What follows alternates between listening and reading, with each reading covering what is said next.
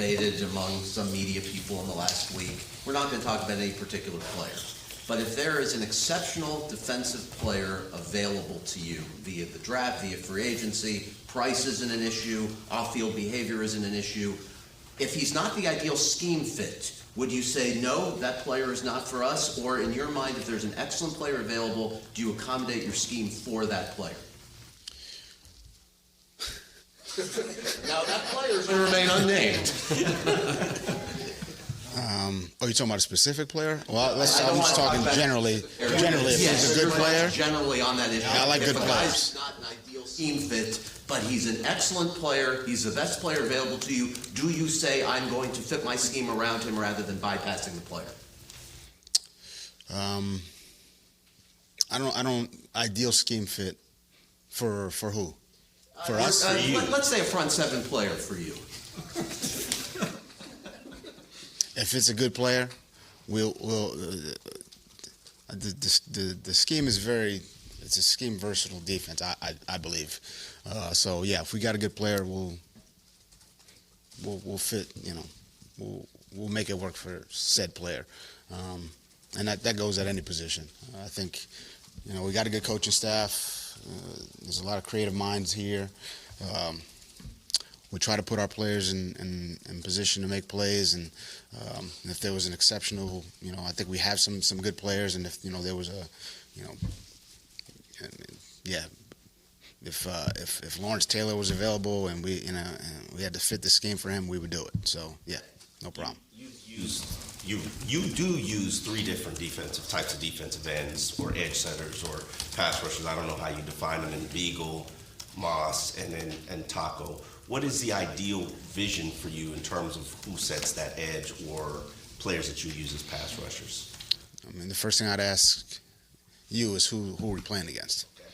So, if we're playing against a run-heavy team that likes to run to the tight end side, then we might put a bigger guy there.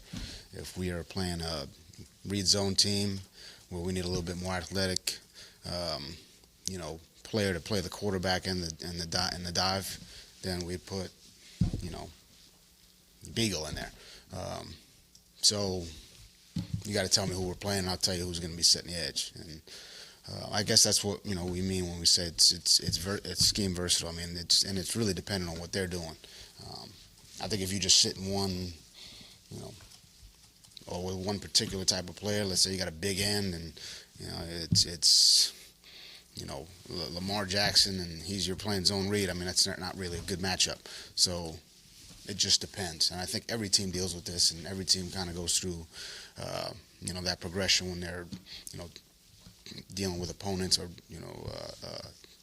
going through their defensive scheme per week. So we do the same. I mean, your players need to be versatile. But at the same time, there's 11 guys on the field, so we'll try to put. If it's a big, strong guy, we'll try to put him in positions where he can do what he does well. If it's a more athletic player, and we'll try to put that player in position to do what he does well. So, on this similar subject, and you brought a lot of cornerbacks through here. What do you look for in a cornerback?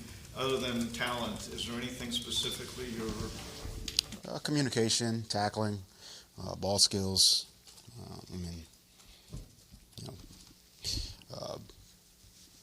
Ability to play multiple positions, potentially inside, outside. So it's a hard position to play in this league.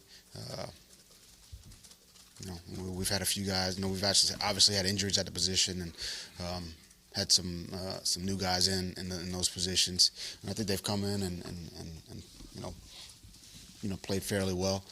I think Josh and Pat, Josh with the corners does a good job getting those guys ready to go, and Pat tries to do a good job does a good job of putting them in good positions. So, but yeah, ball skills, tackling, man-to-man coverage, off coverage, press, all those things, Does height matter to you?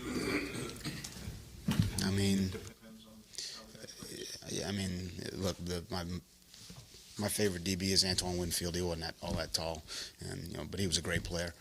So, no, I would say no. If you're a good player, you're a good player. Why was Antoine Winfield a favorite player? He tackled, he blitzed, I just thought he was a really solid, tough, physical, could cover, could cover kicks. He was a really good player. Xavier Howard posted a photo on social media that looks rather alarming, I guess, this large knee brace. What can you tell us about his situation? Did he have his knee scoped? Is he okay? Or He had surgery on his knee. I'm not going to go into detail exactly what type of surgery he had, but he had surgery on his knee, as you could see. do you expect him to be ready for the off-season program? I mean, it's very early in the process, so we're still. Because just recently had surgery, so he's going through the recovery process, and it's way too early. It's a couple days in. We got to get him in here, get him rehabbed, and then we'll see how it goes. Something you anticipated, or something new happened while he's been IR? With the knee, I know he went on IR with the knee. Yes. Is there something that happened since he's been on IR that led to surgery, or was that a plan? Look, I mean, I don't like to go into detail about specific injuries and what happened, so I'll just stay away from that one. And he had surgery.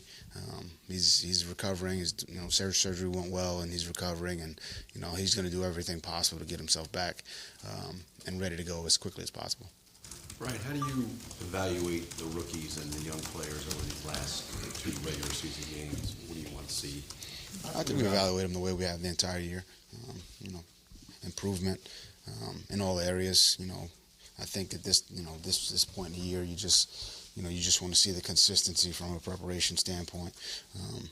And just really focus on one day at a time, getting better. Today's a third down day. Tomorrow's red area. Yesterday was early down. Continuing to go through that process of knowing who we're playing against, which, the Bengals have some good players and guys who are pose some issues. So we need to know who those players are, know their strengths, know their weaknesses, have an understanding of what we're trying to do schematically, and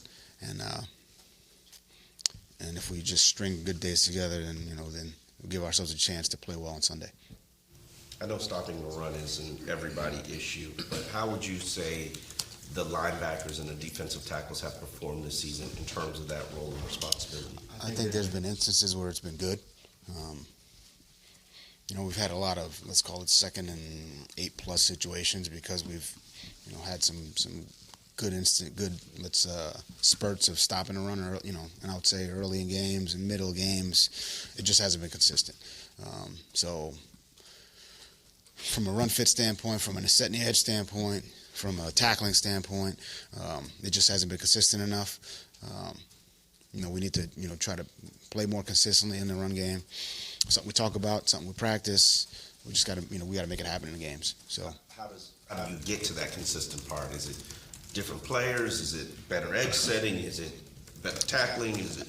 I think it's a combination of all those things. I think it's edge setting, it's tackling, it's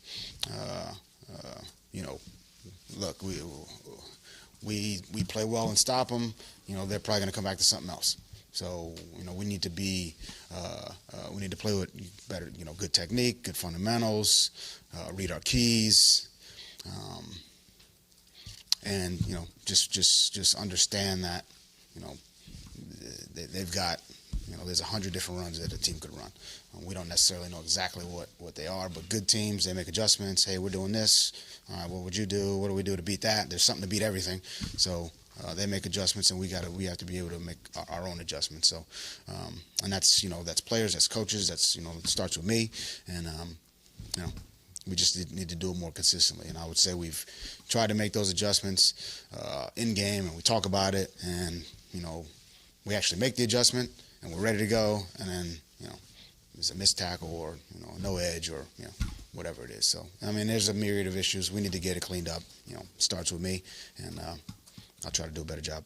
With with Raekwon being down, does that mean Sam has to be the guy who elevates and plays more in rundowns, or is there another linebacker like Van Ginkel or Beagle who can move back a little bit? I think Sam definitely has to step up, and he'll play more of a he'll play more obviously, but Genko, Beagle, Jerome will have to take on more of a leadership and from a communication standpoint.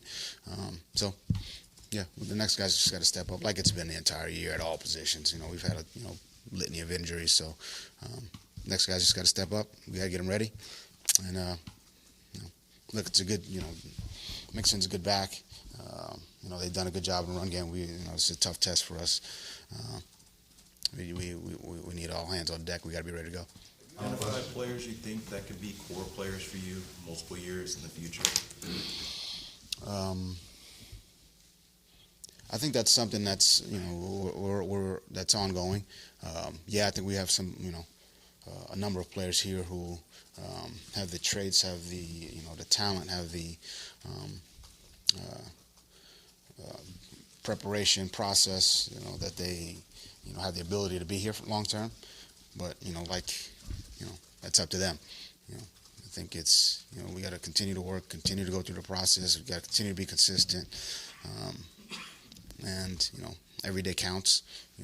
Got to have a good good day today, good day tomorrow.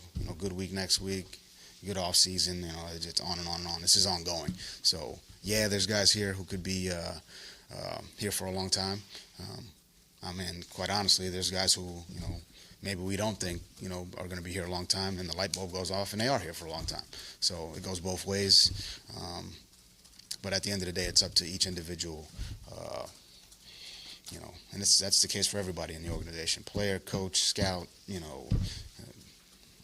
equipment, security. It's all the same. So we just got to continue to get better every day, and that's the consistency we need. And you too, Drew. So. On that note, Thanks.